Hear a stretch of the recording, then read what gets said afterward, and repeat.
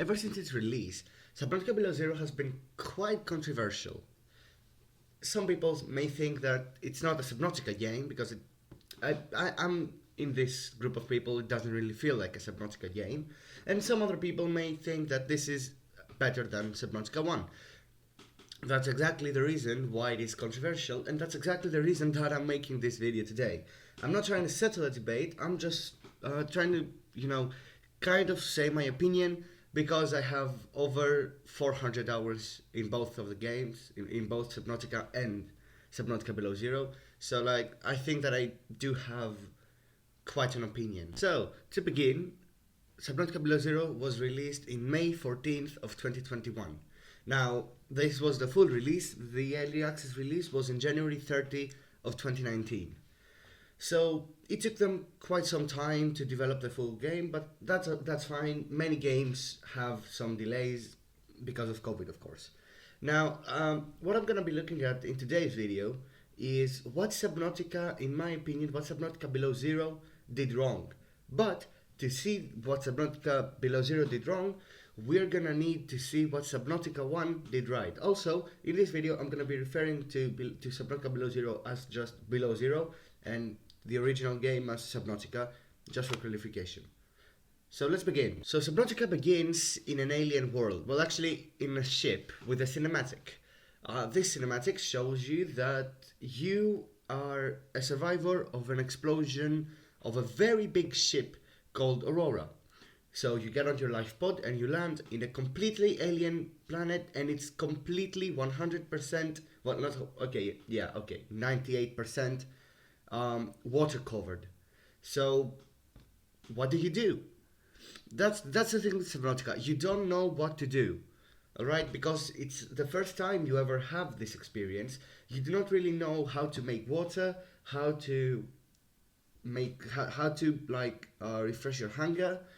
So after your first supplies are just gone, so the first two nutrient blocks that the game gives you, and the other two water bottles that it gives you, and it also gives you two flares which are practically useless.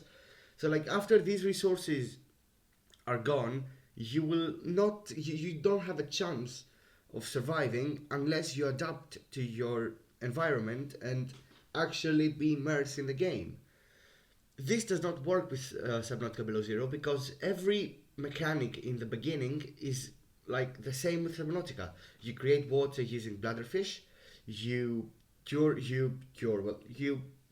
replenish your hunger with fish that you cook, and there isn't anything else to it. The ores are the same. So some ores got more variety, but practically every ore from the first game is in the second game, and I really cannot think anything different for the ores. Really, titanium is still there, copper, silver ore,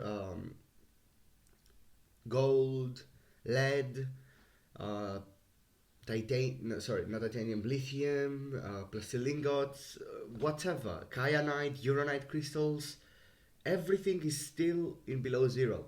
I think that bringing in new ores would not really be that bad, but just for a disclaimer, because you're gonna hear a lot of bad shit about Subnautica Below Zero in today's video, I just want to say that making a sequel is really hard, okay? And we can see the effects of making a sequel in many games, just like The Last of Us 2, Subnautica Below Zero, and many other games that have a sequel. Now, some game developers and some gaming companies may make better sequels than others. All right, so in your opinion, let's say, in someone's opinion, Below Zero might be a better sequel than The Last of Us 2, or the roles are reversed. Whatever.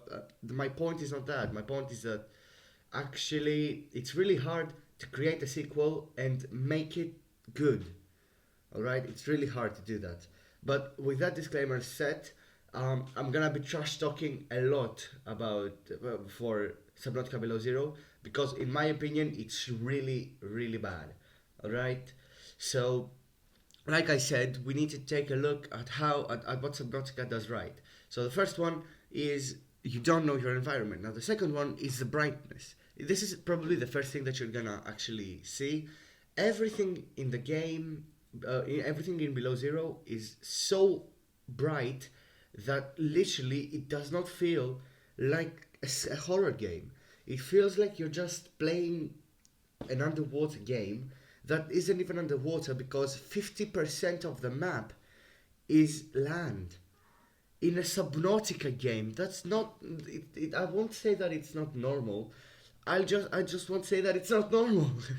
In a Subnautica game, in an underwater game, you're supposed to be underwater. You're not supposed to just be into land. Almost everything in the game is on land. So let's just continue with the brightness because uh, this video might seem kind of all over the place, but it's not. Trust me, alright? Everything will make sense later. So, the brightness in Subnautica is really dark, okay? You might even find yourself sometimes in an open water biome. Let's say you just have the abyss in front of you, or you just have the abyss below you, or the abyss above you. You just you feel like you're never alone because you feel like something might be lurking somewhere underwater. So that's initially what I love about the first game, and that's initially what I hate about the second game because the second game does it so wrong. Everything in Below Zero is bright to the point that really nothing can be hidden. Also, everything in Below Zero is a cave. Everything, well, not everything. You might find yourself in an open water biome, but still, it's so bright that really it doesn't feel like an open water biome. For example, there are some biomes in the game that are open water, alright? But these open water biomes are so dead that they feel incomplete at a point. So, like, let's just say that you go into an adventure, alright, and you just go and find resources, alright, and you stumble upon a biome that is so fucking empty that you're asking yourself, is this actually a biome or is this a bug? All right, so like you can see on your screen on the screen right now, there are biomes that are completely empty.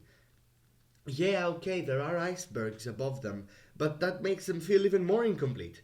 Or like one of these biomes has these jelly things, these eye jellies.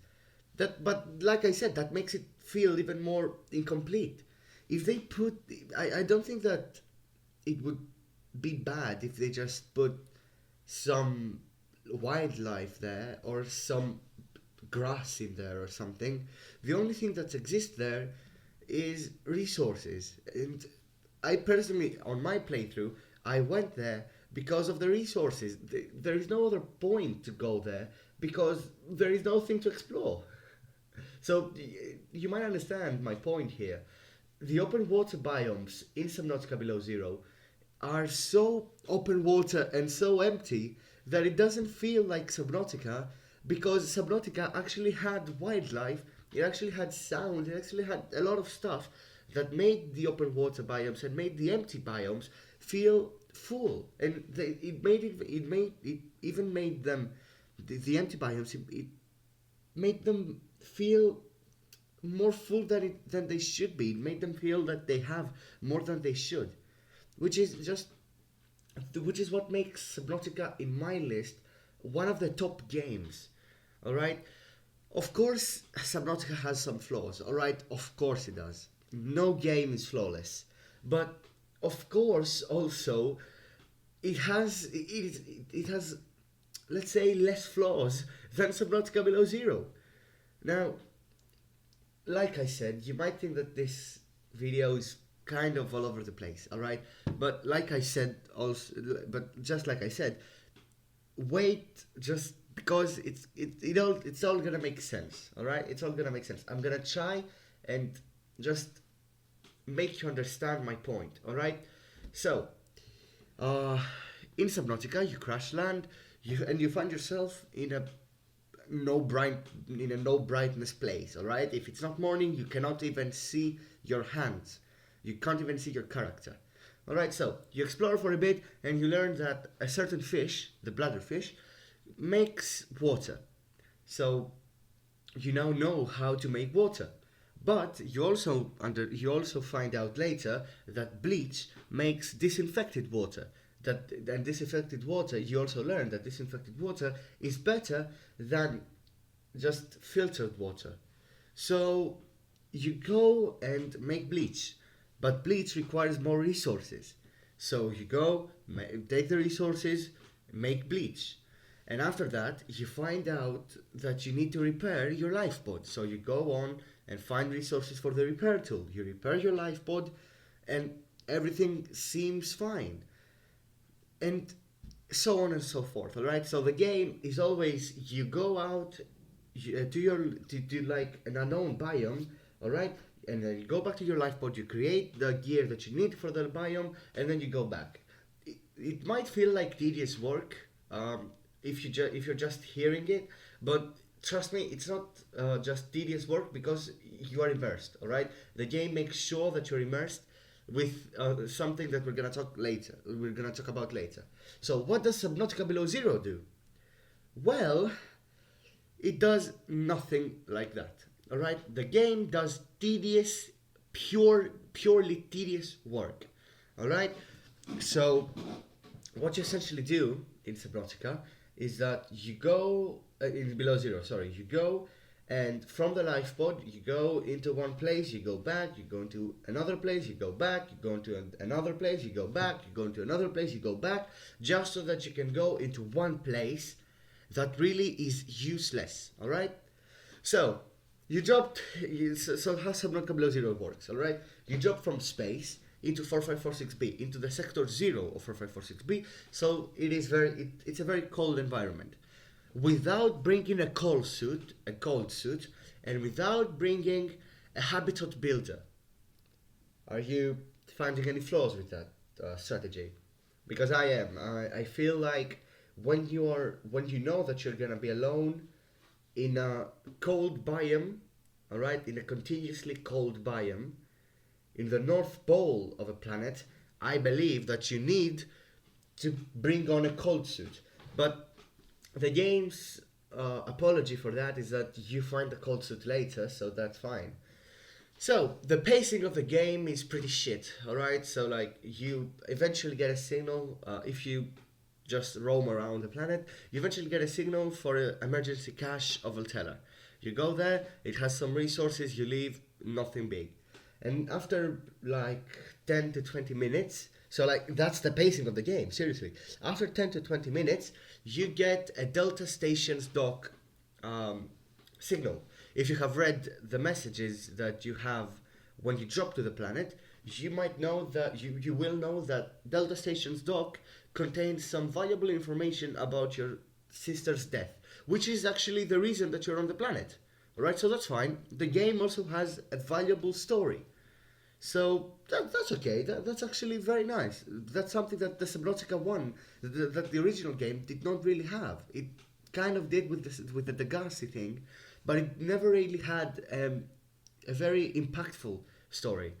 So, what you do on the story is you go to the Delta Stations dock, and about halfway there, you get an emergency signal, alright? And that emergency signal is provided by an alien.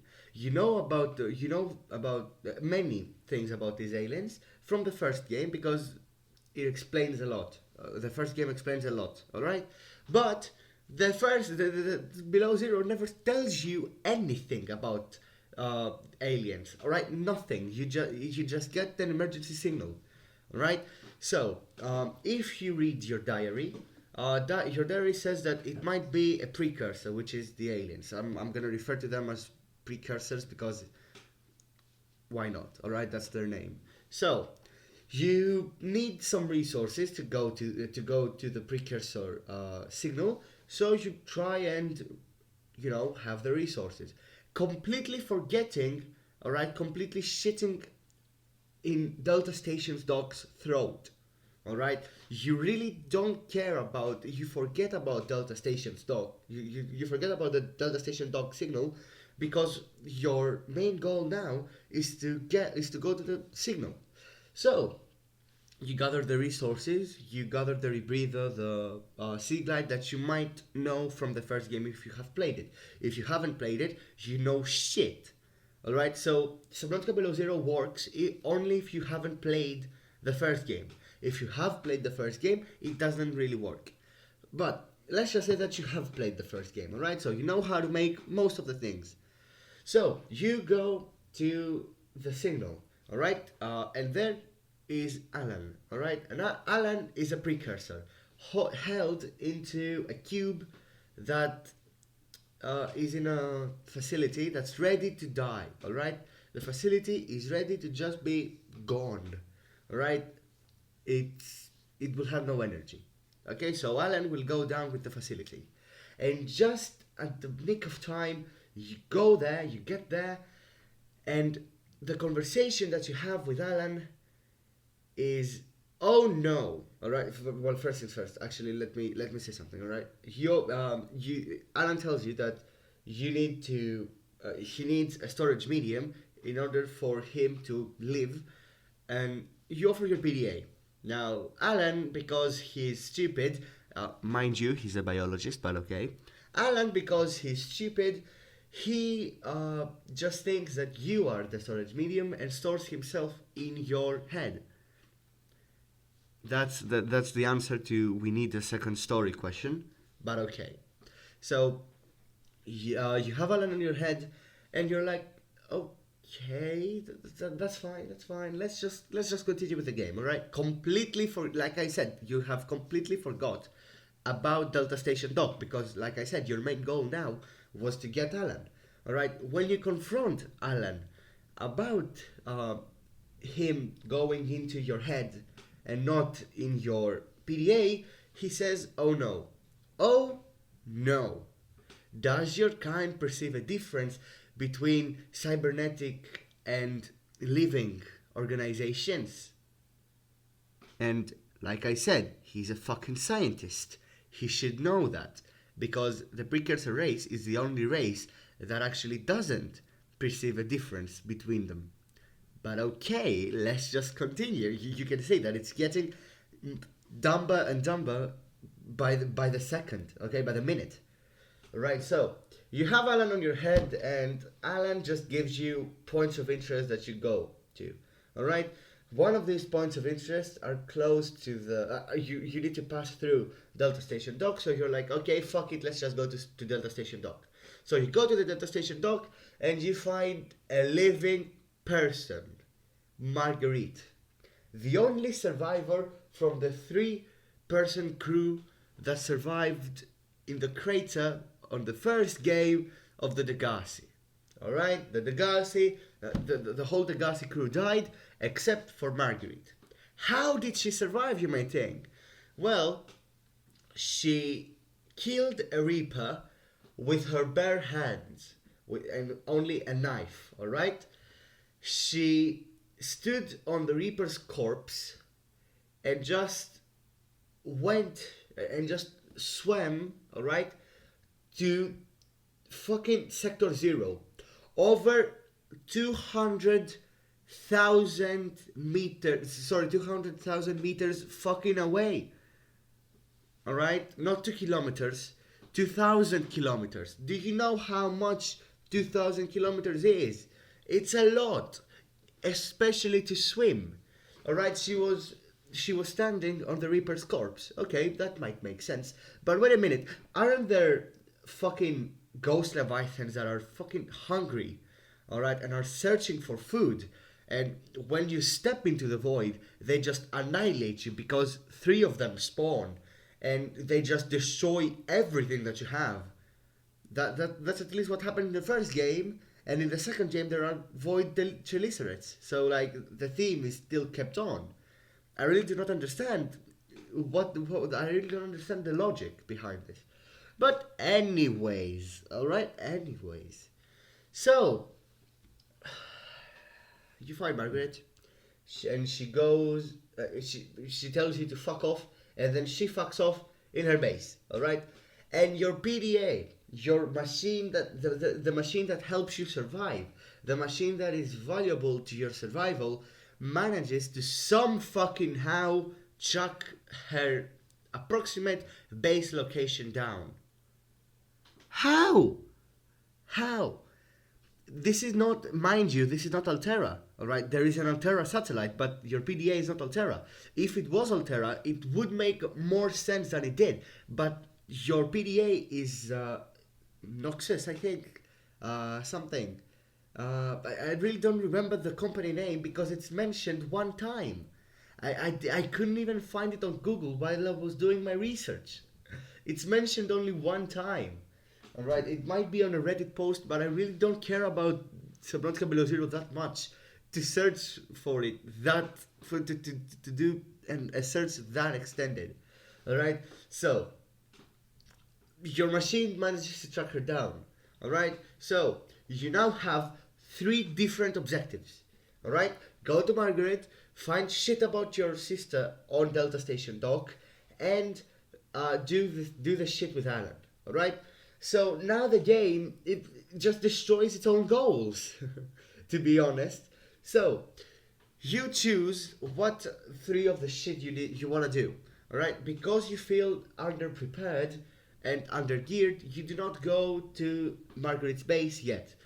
At least that's what I did. I felt undergeared, alright, and underprepared. So I went, searched the Delta Station Dock shit, and I found valuable things that really shouldn't exist on a base habitat, on a habitat on land, alright? Don't get me wrong, Subnautica 1 had land, alright, it had. But it had 2 islands. It didn't have the 50% of the map, or 50-something% of the map being land, alright? Because that's just tedious. First things first, to get through it, because you're slow on land, you don't have a submarine, alright? But we're gonna get on this later, because the game actually thought about it, and we're like, why don't we create a land vehicle? So we're gonna get through this later. But let's just say that you don't really have a vehicle yet. You don't really have the vehicle when you are on Delta Station Dock. If the Delta Station Dock was like an Atlantis something, like an Atlantis concept, like it was submerged because of something, I don't know, because of the Aurora's crash in the first game, the water has risen so much that the Delta Station Dock is actually submerged underwater, and you actually had to search the base. That would be so fucking cool, and it would really solve the question of what the fuck are we fucking doing. It would really do, alright? And the game would not have a 50-something% land coverage of the map. It would have about a 20-something% land coverage, and it would only be a very high point because the water has risen so much. Alright, so after you go to the Delta Station Dock, you go to Alan's waypoint. You scan it, and you find out that it's completely fucking useless. So you're like, okay, that was a complete waste of time. So you return to your base, alright? And you're like, I want to go to Margaret's base. But you don't fucking know how. Because you don't know what gear you need. Alright, now don't get me wrong, I really didn't want to use the Wikipedia while I was playing the game. Alright, I even streamed it on my old channel. I've streamed it for 23 hours straight, alright? And that's just because I got sleepy and I didn't do a 30 hours straight. Alright, I played for 23 hours straight, 23 hours and 20 something minutes, actually, straight, alright. Fucking Subnautica, alright. And for all that, I managed to just make a submarine, and I couldn't even go to Margaret's base. It's below your depth limit. So like, anyways, all right. You don't know what to do, so you go to the Wikipedia, and the Wikipedia tells you that you need to create a sea truck. So you need to create a mobile vehicle bay and a sea truck. So you need to find the blueprints for the mobile vehicle bay and the sea truck. Now that's where the game becomes tedious, because you need to go close to where you found Alan, to this biome, the deep twisty bridges biome, and actually go and search there to find these blueprints. Alright, in general there are 6 blueprints that you need to find, 3 for the mobile vehicle bay and 3 for the sea truck. So you go on an adventure, and you probably die a lot of times because the game is fucked up. So you go into this adventure, and you're like, all right, that's good. I found the blueprints. So you go to your life pod, you see what you need to do to make those blueprints, and fuck no, it's the same place that you went before. So you go back to this place. All right, you may understand why the game is tedious. So you go back and you just grab all the resources you need for the mobile vehicle bay. You go make the mobile vehicle bay, and after you make the mobile vehicle bay, you go on see what the Citruck needs, and oh fuck, the Citruck needs the materials that you got from the other fucking place. You might understand why this thing is tedious. Seriously, it doesn't feel like a Subnautica because it's just tedious work. Now, if you're a, like a medium or something, you might have understood that the sea truck will require resources from this biome, so you have just collected all of them.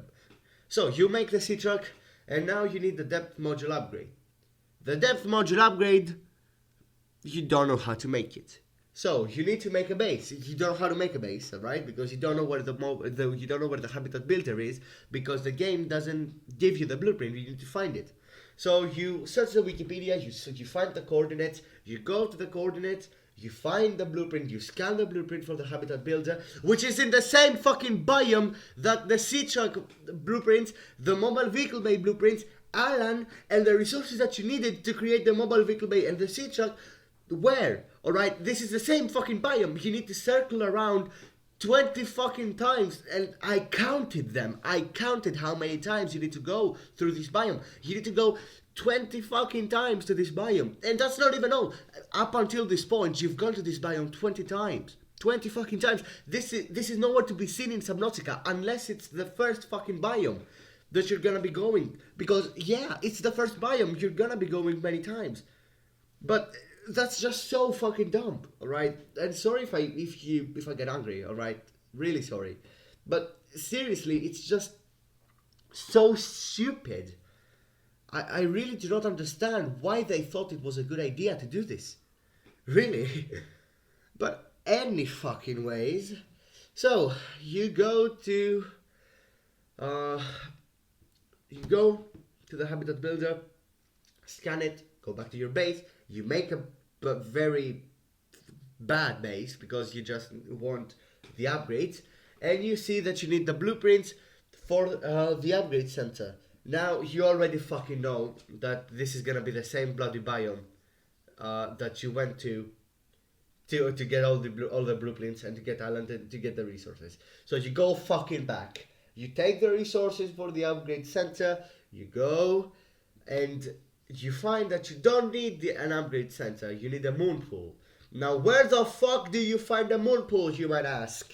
You don't know. So you go to the Wikipedia and you go like, where the fuck do I find a moon pool? And you're getting angrier and angrier every time. Alright, so you find where you see where you find the moon pool, and it's like below the fucking depth that the sea truck can go to. Anyways, you pass the sea truck through the doors of the copper mining site. You go to the copper mining site, and oh shit, you finally find the blueprint, and it's just a data box. So you instantly get the blueprint. You don't need to scan multiple blueprints. At least that's something. All right. So you take the blueprint, you leave, go back to your sea truck, force it through the doors, and you understand that it can't go through. Now, what does that mean? You might ask. That means that you need to go through the whole mining site, which is about as big as the Delta Station's dock, because the copper mining site is right under the Delta Station dock, and it extends, alright? So you go under the copper mining site, but it's under your depth limit, which means, guess what it means? You can't go there. You need to just get out of your vehicle, repair it, and then go back, and then drive some more, and then get out, repair it, and then rinse and repeat. You see why it's tedious. It lets you pass through to get inside, but it doesn't let you to go outside. All right, so you get about then.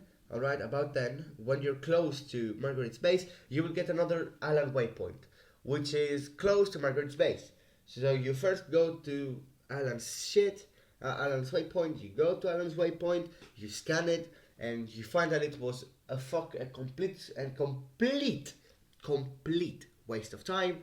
So you just go back to your base. All right, you go back to your base. You make the moon pool, and you are now kind of ready to go to Margaret's base. Psych! You fucking thought. You cannot go to Margaret's base yet because you need to create a fabricator inside the fucking moon pool to get the sea truck upgrade. Now, please, I'm not kidding. I'm not fucking kidding, alright? We are 30 something minutes into this video and I'm already angry and I'm not even on the 10% of the game. This video must be 10 hours, alright? This is not post edit. I'm recording this right now and I'm thinking that this video is gonna go on for too long. So you go to the other biome, the same biome that you've been going to all this time. You collect the resources for the fabricator and you go back. You build the fabricator, alright? You build the module and you're finally ready to go to Margaret's base. You go to Margaret's base, you don't know where it is because the waypoint is about 200 meters away from where from where the entrance for Margaret's base actually is. It's about not 200 meters, it's about 100 and something meters away. Alright? So you go into the wiki, you see the coordinates for the entrance, you go to the entrance, you go to Margaret's base, and Margaret's base is actually under your depth limit once again. So you leave your sea truck above Margaret's base, you go down to Margaret's base, you talk to Margaret, and this is how you progress your story with your sister. Alright? So she tells you a bit of she tells you some clues, and you need to disable a satellite. Alright, the satellite of Altera. Now, also you need to disable the satellite for Altera. Sorry, the satellite of Altera, so that Altera cannot track you down. Now, mind you, they already know where you are. There are many PDAs that indicate to the player that Altera already knows where both you and Margaret is, alright? So, Robin, your character, goes to disable the satellite, but you find that you need a specific material, which is a test override module. Now you go to your blueprints and you find it. You have already scanned it from Margaret's base. If you haven't, you need to go fucking back. Now, where is the satellite? The satellite is in Delta Station Dock. So now Delta Station Dock is a new biome that you're going to be going back and forth. So you go to the Delta Station Dock, you find that for the test override module, you need to scan it from Margaret's base. You go back to Margaret's base, you scan it, and then you go back to your base. You go back to your base, you try to make it, and you can't make it because you see that you need a certain material, okay, that can only be found inside of a ship. Now this ship, you have no idea where the ship is. So you go to the fucking wiki once fucking again, you search for the coordinates of the ship, and you see that it is somewhere in fuck knows where, okay, behind Delta Station Dock. You go behind the Delta Station Dock, and you find that you need the laser cutter. Now the laser cutter is unknown. You don't know where it is. So you go to the wiki, once again, you find the blueprints for the laser cutter, you go back to the copper mining site to get the materials for it, and then you go back to the Delta Station Dock to get some more materials for it, and then you go back to your base to make the laser cutter, then you go back to the Mercury 2, which is the ship that crashed way long before than the Degassi and the Aurora. Alright, you go back to the ruined ship, which I'm gonna call the Mercury, alright, because that's what it's called. So you go back to the Mercury behind the fucking Delta Station dock, and you go there, you get inside the ship, you take 2 of the 3 blueprints that you need to create the test override module. So you need to find another portion of the Mercury ship because it's divided in 3 portions: the stern, the star side, and the main dock. Main dock, I don't remember actually because I really don't care. I didn't explore any of the Mercury because I didn't close the satellite. Well, I did actually close the satellite, but I closed it with 2 of the 3 places of the Mercury. So I didn't really explore actually. I just went, got the blueprint, and just left. Alright, so you go to the second, you go to Wiki, you find where the second Mercury is, and you find that it's guarded by this game's big bad Leviathan called the Chelicerath. So you go to the Chelicerath and you hope that it's not like the Reaper Leviathan, because the Reaper Leviathan is so scary. Tension is building up right now. You're ready for the climax, and when you just hit the Chelicerath, when you bump into the Chelicerath runs away. Oh my god. The Chelicerath run away. This is supposed to be this game's big bad Leviathan, and it ran away from a submersible, from a submarine that it can just shred into pieces. Oh my god, as I'm telling this, I'm getting more annoyed because it's just so fucking annoying and it's so dumb. So, you find that the Chelicerath is a complete shit. You go to the star side portion, you get the blueprint, you go back to your base, you make the test override module, and then you go back to the satellite. Yes. You close the satellite. God, I'm already we're 30 something minutes into this video and I'm already so fed up. You go into the Delta Station dock, you close the satellite, you make the test override module. You go into the Delta Station dock, you close the satellite, then you go back to Margaret. She tells you coordinates for one base, alright, for her greenhouse, and the coordinates do not even work, alright? I tried it in my live stream, I did, and they didn't work. So you go back to the wiki, you find the coordinates, you go to Margaret's greenhouse, and she tells you coordinates and she just gives you a PDA that tells you nothing. I don't know if that's a bug. I believe that it is, but it doesn't. The game does not give you coordinates to your next thing. You need to go to the wiki. All right. So you go back to the wiki and you find that your next shit is on land. Oh boy. Now about now, you have already found maybe 3 to 4 Alan waypoints. All right. You need a lot of waypoints. So now. Alan gives you the first body component waypoint. You go to the body component, you scan it, and you finally feel like kind of the story is replenishing itself after this shit.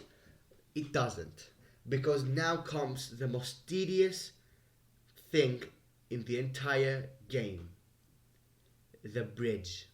Now, when people that play Subnautica Below Zero hear this phrase, the bridge, they instantly start being angry. Why? This is the most tedious thing in the game, and you are required to do this. This is not an optional task. You are required to do this. Alright? So, how the bridge works. You go into the land biome that the coordinates that you found from Margaret take you to. Well, actually, that you find from the wiki. So, you go there, and you're like, okay, land, okay, why not? So you go to the coordinates and you find a very big Leviathan that is frozen, and you're not even scared. You go, you scan it, and now you need to find a cure. Why do you need to find a cure? It's not optional. It's mandatory for your story. You mean to tell me that I need to find a cure to cure a dead Leviathan? Alright, so practically the Leviathan is infected with the Corabacterium, the bacterium from the first game. Alright, so there is a bit of a reference to the first game. So you go to the you go and you see how can you create a cure. You don't know how to create a cure. You need to find a blueprint to the cure. You also need to find the blueprint for the cold suit. You also need to find the blueprint for the spike angling and the spike angling remote. Why? Because you need all of these to get the cure vial, all right, so to take the cure blueprint so that you can scan it, so that you can make the blueprint, so that you can put it and cure the Leviathan that doesn't even have a circulatory system, all right, to actually transfer the cure. So that's practically useless, all right. So whatever, all right, after the whatever bra moment that you've been going through this whole game, God, you go to, where do you go next? Actually, I've actually forgot.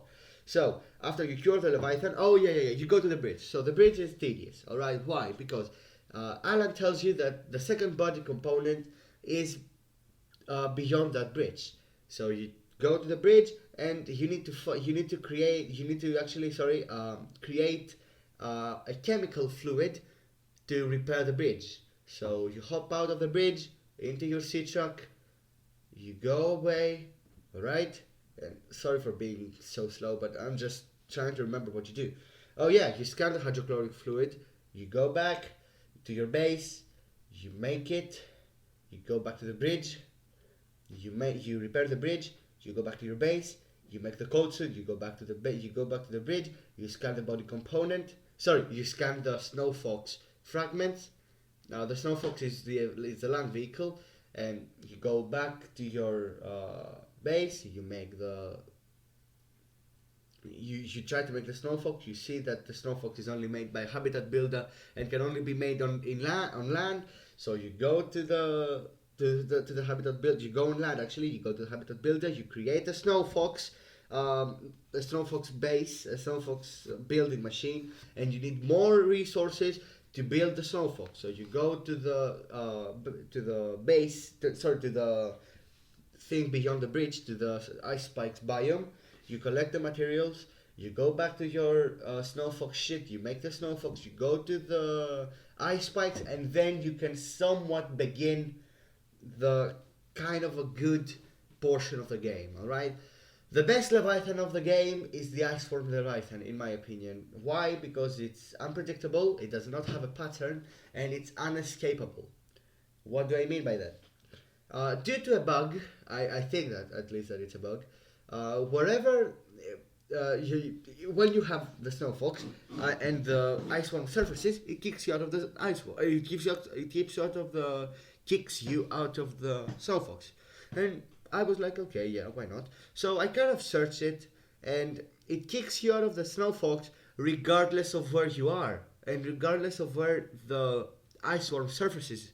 So let's say that you are in point A, and like 600 meters away is point B. In point B, the ice worm surfaces, and you get knocked out of your Snow Fox, and it also gets damaged. Now the Snow Fox is a clunky piece of shit. All right, I'm gonna be talking about the Snow Fox later, but yeah, if you don't want to do this portion with the Snow Fox, you can completely ruin this portion and do it with the prawn suit. Yeah, the prawn suit is still in from the last game. So you go to the you go to make the prawn suit. You have already scanned the prawn suit from the copper mining site, right? So that's kind of good. So you go make the prawn suit from the mobile vehicle bay, and guess what? It requires materials. Oh, from 3 different biomes. One of them is where you found Alan. The other one is the copper mining site, and the other one is the biome behind the Delta Station dock, where the Mercury stern is located. So you go to these biomes, you create the prawn suit, and you need the jump jet upgrade, which you already have, and you also need the grapple hook and the drilling machine. You already have the drilling machine, you just need the grappling hook. You go to the Wikipedia, you just search where you can find it, you find it, and then you build it, you build it, alright, you build these 2 hands, alright, and then you will have to build all, and you will also have to build a module. Which module? The depth module. So you go to the ice spikes. You build all of these shits. You go back to the ice spikes, and fuck yes, you the ice worm cannot even damage the prawn suit. It just deals like 20 damage. You can just when the ice worm just fucks off, you can just hop out of the prawn suit, repair it, and then rinse and repeat. You go scan the second body component, and you also scan another waypoint that gives you the blueprints for neon power. I was not motivated enough to create neon power because it's of course useless. At least the first game, you had to create neon power because you had to create the Cyclops, and through the Cyclops, you needed the Cyclops to create the rocket. You need to create the shield module and then the rocket, right? So the first game actually had an incentive to build to create and to utilize neon power. Also, the map of the game was 2 kilometers, while the map of below zero, the map of Subnautica was 2 kilometers, while the map of below zero is 1,000. Oh, fuck my life. Anyways, so now that we've gone a bit on the vehicles, let's talk about them. The Seamoth and the Cyclops from Subnautica are gone. Now, I find it as a good idea because the map is not as big for a vehicle as fast as the Seamoth, and almost every useful biome is a cave, so the Cyclops cannot even go through. All right, so I find it as a good idea. Now, replacing both of these vehicles is the Sea Truck. The Sea Truck acts as a Seamoth and Cyclops at the same time. So like you can add modules that are extremely useless and that I didn't utilize on the slightest because they're just so useless. Why are they useless? Because they take so long to create, to build, to craft, alright?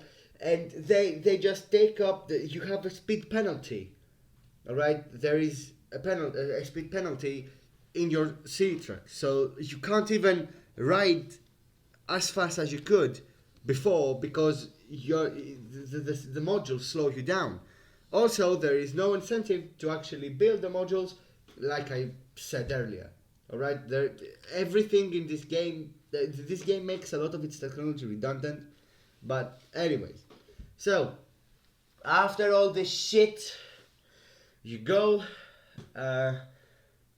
and you go to Margaret's base, all right, and you go to the wiki and you find that under Margaret's base is the last biome of the game, the Crystal Caves. Now, at this point in my live stream, I haven't used the wiki at all, but I was so bored. All right, at this point I was about the 16-hour mark. I was so fucking bored of this game that I went to the wiki and I was like, okay, yeah, go there, and then that's the coordinates, that's the coordinates. So you go to the last base component, to the last component that you need, all right? And why do you need all these waypoints?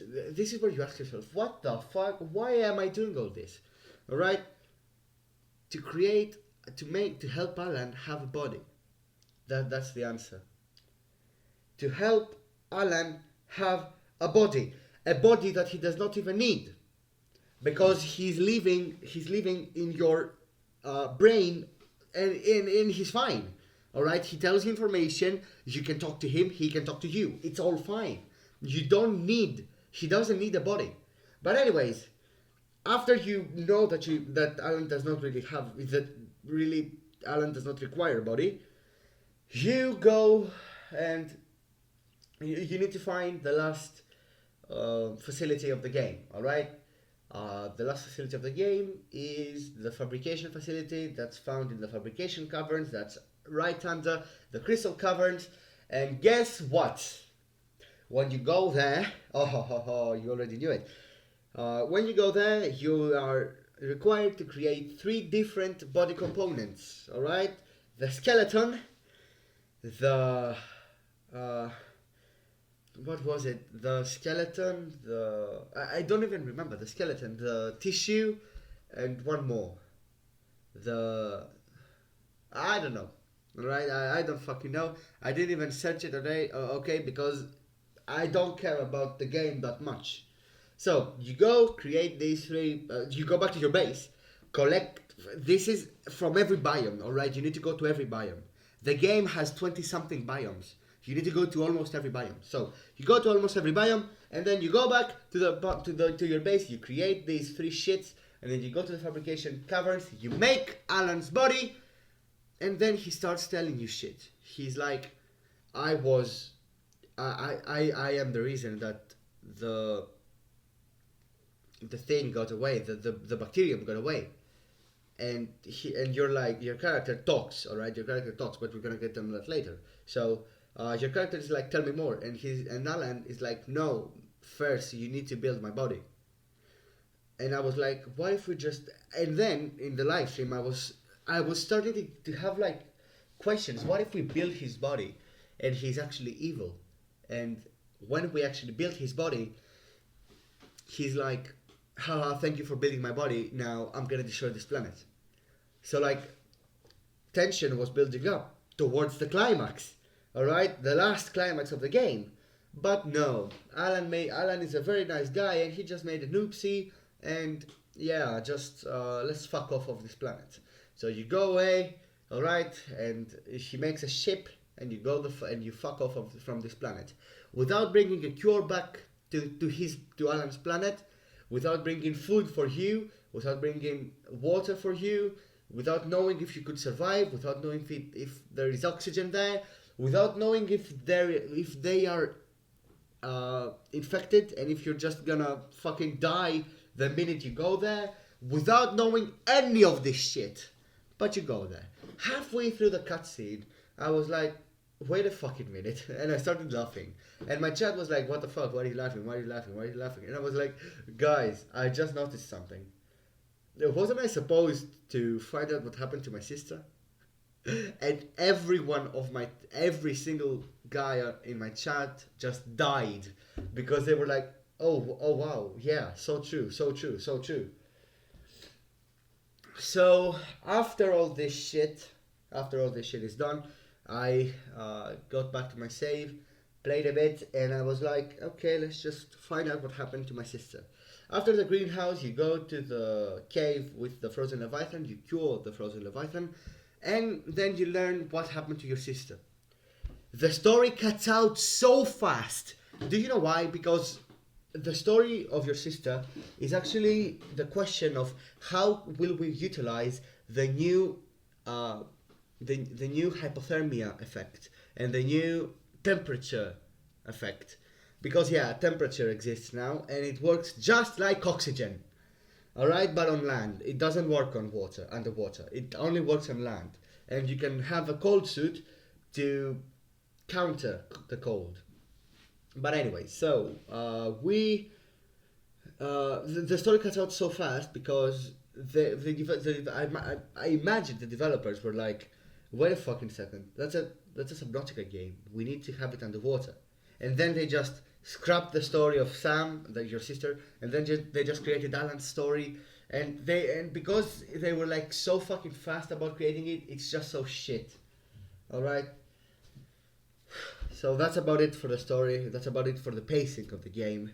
Really, that's a 52 minutes recording only for the story, alright? So like, yeah, now let's jump to the last portion of the game, which is, of course, the gameplay. Now, the gameplay of Subnautica is, well, the gameplay of Subnautica Below Zero is as trash as you might expect. Obviously, like we said about the pacing, you need to go from biome to biome, from biome to biome, from biome to biome.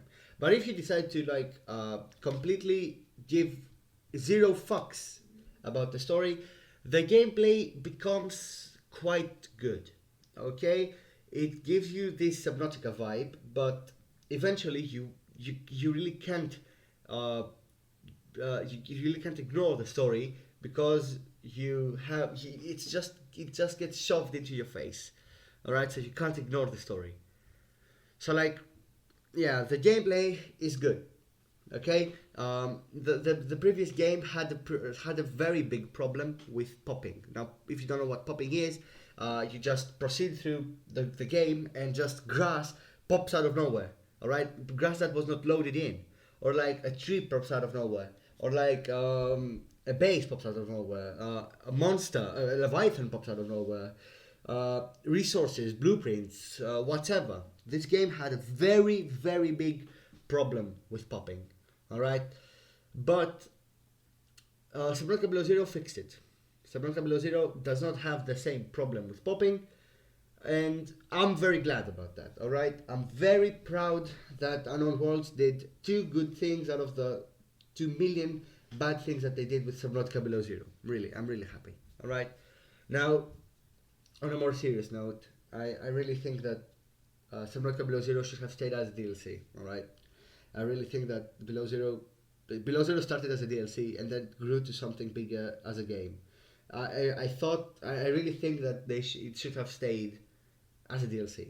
All right, in my opinion, Below Zero does not need to exist. All right, because Below Zero just does so many things bad that really it's just fucked up. All right, so that was today's video. I can't thank you enough for joining me today in this very long video.